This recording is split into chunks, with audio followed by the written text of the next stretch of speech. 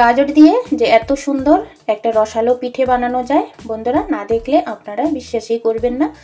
So hello everyone, আসসালামু আলাইকুম, welcome back to my YouTube channel Tanu cooking and blog চ্যানেলে সবাইকে স্বাগত। আবারও চলে এসলাম ছোট্ট একটি ভিডিও নিয়ে। তো আশা করি এই ভিডিওটি বা এই রেসিপিটি আপনাদের ভালো লাগবে।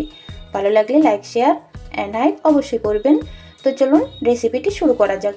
তো দেখতে পাচ্ছেন এখানে আমি পরিমাণ মতো গাজর নিয়েছি। গাজরটাকে ভালোভাবে ধুয়ে পরিষ্কার করে তারপরে ছিলকাটা ছিলে একটা গ্রেটারের সাহায্যে এভাবে পাতলা পাতলা করে গ্রেট করে নেব। দেখতে পাচ্ছেন বন্ধুরা, খুব সুন্দরভাবে আর খুব বারিক বারিক করেই কিন্তু আমি গাজরটাকে গ্রেট করে নিয়েছি। আপনারা চাইলে কিন্তু মিক্সারে পিষেও এই রেসিপিটা কিন্তু তৈরি করতে পারবেন। এদিকে আমি একটা কড়াই বসিয়ে দিয়েছি। কড়াইয়ের মধ্যে এখন আমি ঘি দিয়ে দেব। তো পরিমাণ মতো আমি ঘিটা দিয়ে দেব। তো ঠান্ডার দিনের ঘি একটু জমে গেছে, তো একটু ঘিটাকে গলে নেব। তো দেখতে পাচ্ছেন এভাবে একটু হাতা দিয়ে নাড়াচাড়া করছি, তো ঘিটা তাড়াতাড়ি গলে যাবে। তো দেখতে পাচ্ছেন ঘিটা গলে গেছে। এখন আমি এর মধ্যে দিয়ে দেব ডালচিনি। তো ডালচিনি থেকে কিন্তু খুব সুন্দর একটা ফ্লেভার আসবে। এখন এর মধ্যে দিয়ে দেব গ্রেট করা যে গাজরগুলো রেখেছি, গাজরগুলো দিয়ে দিলাম। ঘির সাথে কিন্তু গাজরটাকে ভালোভাবে ফ্রাই করে নেব। গাজরের কিন্তু একটা কাঁচা ফ্লেভার থাকে, তো সেটা থাকবে না। খুব সুন্দরভাবে গাজরটাকে ফ্রাই করে নেব। তো দেখতে পাচ্ছেন একদম সফট হয়ে এসেছে কিন্তু, আর কালারটাও কিন্তু খুব সুন্দর এসেছে। এখন এর মধ্যে দিয়ে দেব এক বাটি সুজি। সুজিটাকেও ভালোভাবে ফ্রাই করে নেব। সুজির যে কাঁচা ফ্লেভারটা আছে সেটা আর থাকবে না। তো দেখতে পাচ্ছেন আমি গাজরের সাথে সুজিটাকে ভালোভাবে ফ্রাই করে নিচ্ছি। তো দেখতে পাচ্ছেন খুব সুন্দরভাবে কিন্তু আমি সুজিটাকেও ফ্রাই করে নিলাম। এখন এর মধ্যে দিয়ে দেব জল। তো যে বাটি দিয়ে আমি সুজি নিয়েছি সেই বাটির মাপ করেই কিন্তু এখানে আমি 1.5 বাটি জল দিয়ে দেব। তো দেখতে পাচ্ছেন জলটা আমি দিয়ে দিলাম। এখন সামান্য পরিমাণ লবণ দিয়ে ভালোভাবে একটু নেড়ে চেড়ে দিচ্ছি। আমি কিছুক্ষণ রান্না করে নেব, একটা ডো তৈরি করে নেব। তো দেখতে পাচ্ছেন এভাবে করে কিন্তু আমি ডোটা তৈরি করে নেব। তো একদম ডোটা কিন্তু একটু টাইট করে নিতে হবে।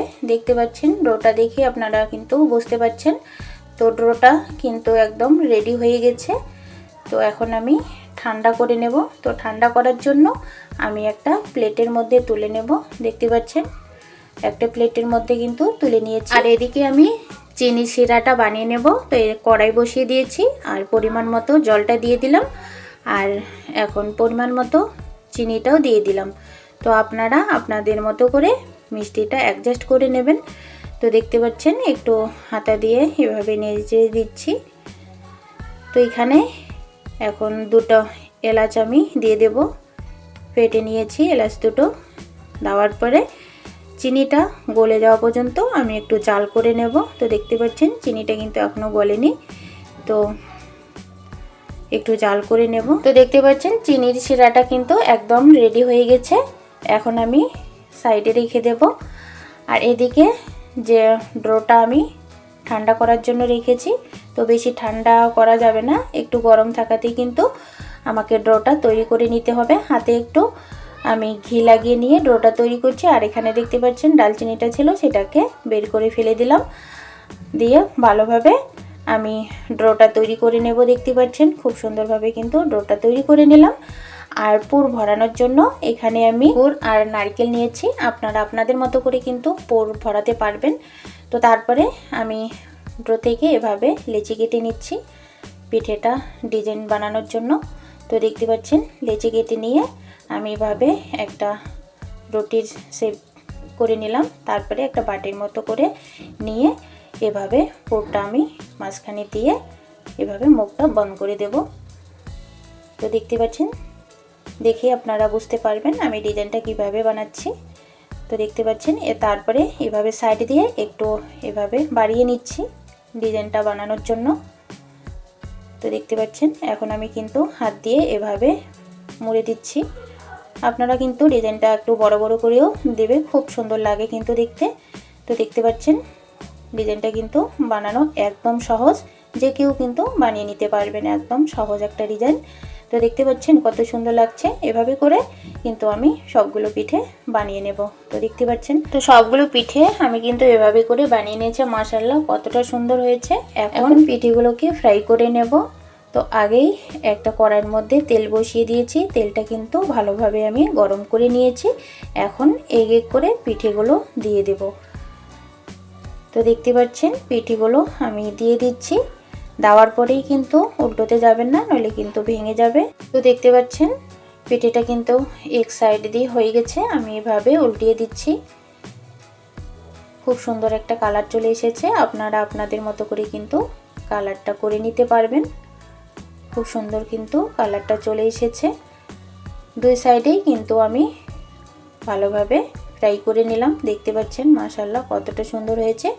এখন আমি তুলে নিচ্ছি পিঠেগুলো। আর তুলে নিয়ে আমি এই চিনি শিরার মধ্যে কিন্তু আমি এখন পিঠেগুলোকে দিয়ে দেবো।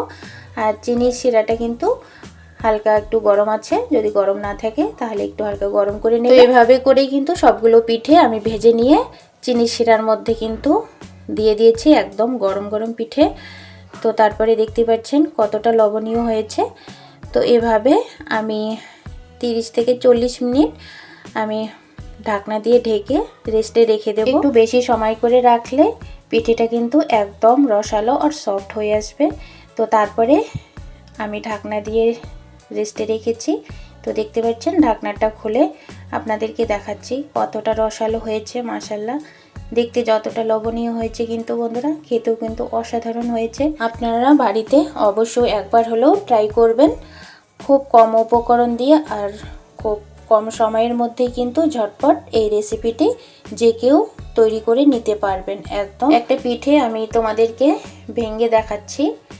তো দেখতে পাচ্ছেন কতটা রসে ভরা হয়েছে। তো একটা চামচের সাহায্যে এভাবে কেটে আপনাদেরকে দেখাচ্ছি। দেখতে পাচ্ছেন কতটা সফট আর রসালো হয়েছে। একদম মুখে দিলেই মিলে যাবে। এই রেসিপিটি কিন্তু ছোট বড় সবাই কিন্তু খুবই পছন্দ করবে। তো এই পিঠেটার ভিতরটাও আপনাদেরকে দেখাচ্ছি। দেখতে পাচ্ছেন কতটা লবণীয় লাগছে, কিন্তু একদম রসে ভরা, খুব সুন্দর লাগছে। কিন্তু বন্ধুরা আপনারা বাড়িতে অবশ্যই একবার হলেও ট্রাই করবেন। ট্রাই করে আমাকে একটা ছোট্ট একটা কমেন্টে জানিয়ে দেবেন যে রেসিপিটি কেমন হয়েছে। তো আশা করি আমার এই রেসিপিটি আপনাদের ভালো লেগেছে। ভালো লাগলে লাইক শেয়ার কমেন্ট অবশ্যই করবেন। আর যারা যারা এখনও আমার চ্যানেলটি সাবস্ক্রাইব করেননি তো প্লিজ বন্ধুরা চ্যানেলটি সাবস্ক্রাইব করে পাশে থাকা বেল বাটনটি অবশ্যই ক্লিক করে রাখবেন, যাতে করে এরকম নিত্য নতুন রেসিপিগুলি সর্বপ্রথম আপনাদের কাছে পৌঁছে যায়। সবাই ভালো থাকবেন, সুস্থ থাকবেন। আল্লাহ হাফেজ।